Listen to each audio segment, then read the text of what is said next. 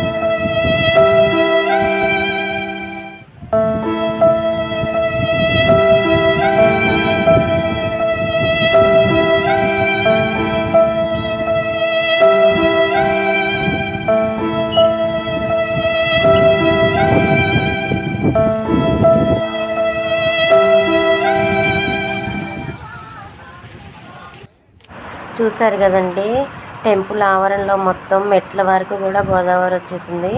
నేను video తీసినప్పుడైతే 27 feets అయితే ఉందండి గోదావరి. మాకు పోయిన సంవత్సరం వచ్చేసి మాకు చాలా వచ్చిందండి, 70 ఫీట్స్ అలా వచ్చింది.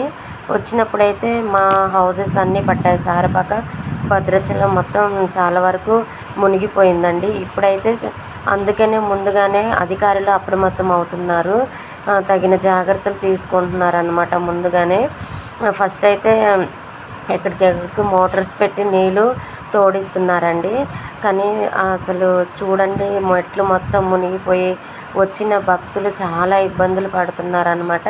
మెట్ల దగ్గరే స్నానాలు చేసి దర్శనానికి అయితే వెళ్తున్నారు. చూడండి, మేమైతే వచ్చి అక్కడ ఫస్ట్లో ఉన్నప్పుడైతే రాములవారు, సీతాదేవి, లక్ష్మణస్వామి, ఆంజనేయ స్వామి విగ్రహాలండి.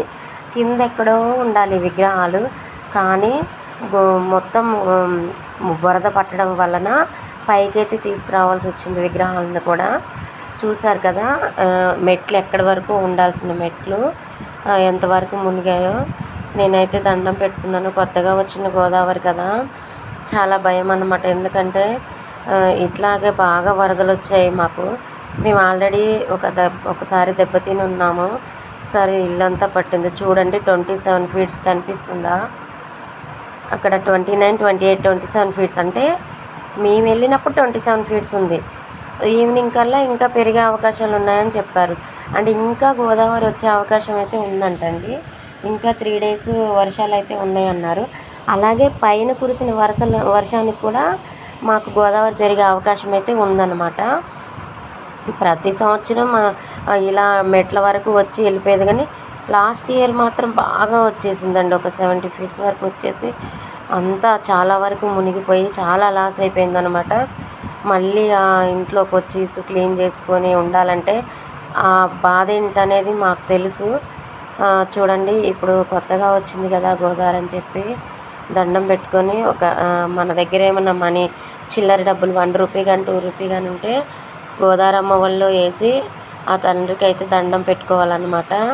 గోదావరి తల్లికి ఉగ్ర రూపం దాల్చొద్దు తల్లి అని చెప్పేసి చాలామంది అయితే మా ఇళ్ళకి వెళ్ళి గోదావరి వచ్చినప్పుడైతే అందరూ పసుపు కుంకుమ వేసి తల్లి ఉగ్ర రూపం దాల్చకు తల్లి అని దండం పెట్టుకుంటారు.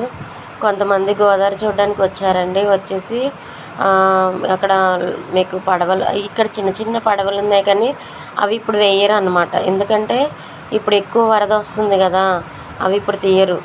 అలాగే వచ్చేసి ఏమైందంటే ఇక్కడ లాంచ్ ఉంది చూడండి, అక్కడ కనిపిస్తుందా పెద్దది బోటు. సో దీనికైతే ఈచ్ వన్ వచ్చేసి 150 అన్నమాట. మనకి మొత్తం తిప్పి చూపిస్తుంది అనమాట భద్రాచలం గోదావరి. చాలామంది వీడియోస్ తీసుకునే వాళ్ళు ఏం చేస్తున్నారంటే అగో చూడండి, వచ్చేసి 150 పే చేసేసి చూస్తున్నారనమాట. మాకు ఆల్రెడీ మాది భద్రాచలమే కాబట్టి మేము ఎప్పుడు చూసే గోదావరి. కాకపోతే ఏంటంటే మాకు ఎప్పుడు గోదారమ్మ ఉగ్ర రూపం దాల్చుకొని ఉంటే చాలు అని మేము ఎప్పుడూ అనుకుంటాము. ఎందుకంటే మాకు ఇక్కడ ఐటీసీ ఒకటి ఉందండి. దాని ద్వారా కూడా కొంచెం మేము సేఫ్ అని అనుకుంటున్నాము. నచ్చితే లైక్ చేయండి, సబ్స్క్రైబ్ చేయండి, కామెంట్ చేయండి. చూడండి గోదావరి, ఒకసారి భద్రాచలం గోదావరి మీరు కూడా చూసేయండి. ఎంతో పుణ్యం. భద్రాచలం రావాలంటే ఎంతో పుణ్యం చేసుకుంటేనే రాగలుగుతాం ఇక్కడ దాకా. నచ్చితే లైక్ చేయండి.